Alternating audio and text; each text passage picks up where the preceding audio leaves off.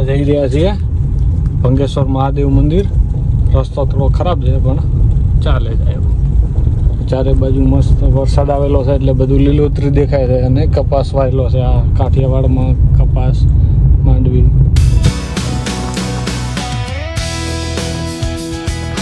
દોસ્તો આપણે ભંગેશ્વર મહાદેવ આવી ગયા છે, તીથવા ગામ.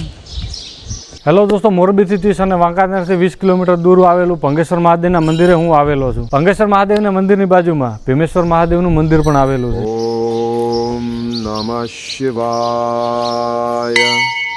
ઓમ નમઃ શિવાય. ઓમ નમઃ શિવાય.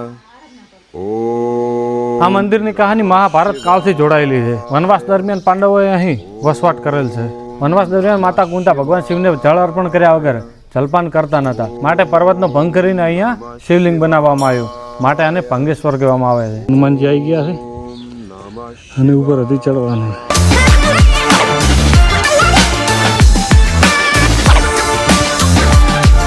આપણે આવી ગયા છે અત્યારે ઉમિયા માતાના મંદિરે. અહીંયા ટેકરી ઉપર ઉમિયા માતાનું મંદિર છે.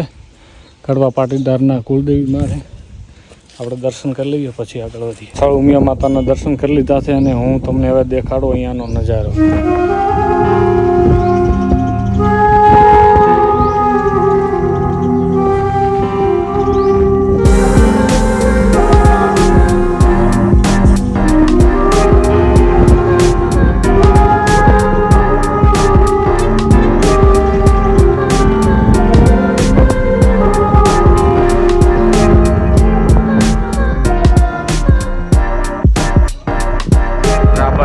નાની કેડી છે એનાથી અને પવન ને એટલું લીલોતરી છે ને. લીલોતરી તો વધારે તો ના કહી શકે પણ એમ નાનું એવું ખડું ગયું છે ને એટલે જ્યાં જોઈએ ને ત્યાં લીલું દેખાય. મજા આવે. આજુબાજુમાં પર્વત હોય ને ત્યાં આંટો મારી દેવો હોય. આવા વાતાવરણમાં બહુ મજા આવશે, મગજને શાંતિ મળશે. અને ના મળે ને તો યર મન મિત્ર મુલાકાત લેજો.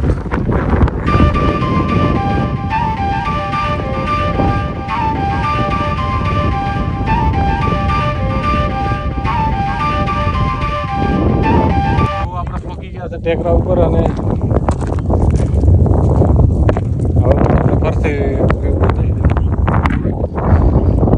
અત્યારે જોઈએ ને તો ચારે કોર હરિયાળી છવાયેલી છે.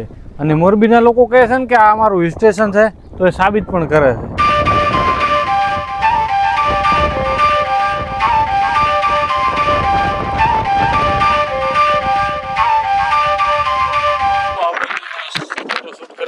ટેકરી ઉપર જવાનું છે મંદિર બાજુ અને ત્યાં જઈને આપણે એક રીલ માટે શૂટ કરવાનું છે. તો આપણે રીલ શૂટ કરી લઈશું અને હું તમને બતાવું. દેખો અહીંયાથી તમને જે દેખાય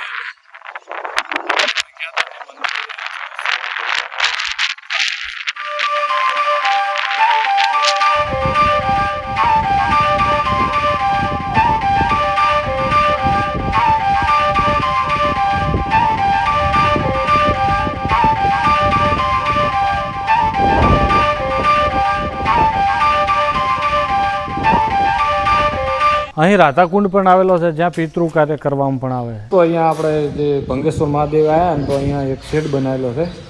ત્યાં શ્રાવણ મહિનાની અંદર પૂરો શ્રાવણ મહિનો અહીંયા ધૂન ચાલતી હોય છે. 365 દિવસ અહીંયા ભંડારો મતલબ કે અન્ન ક્ષેત્ર ચાલુ હોય છે. તો પણ જે પણ આવે એમને જમાડવામાં આવે છે. તો કોઈ પણ આવે તો તમે જમી લેજો. અને આપણો બ્લોગ અહીંયા પતી ગયું છે. આપણું શૂટિંગ જે રીલ અને બ્લોગ તો આપણે શું બ્લોગ રીલ કરવાની હતી થઈ ગઈ છે શૂટિંગ. ને હવે આપણે નીકળીએ છીએ મોરબી બાજુ.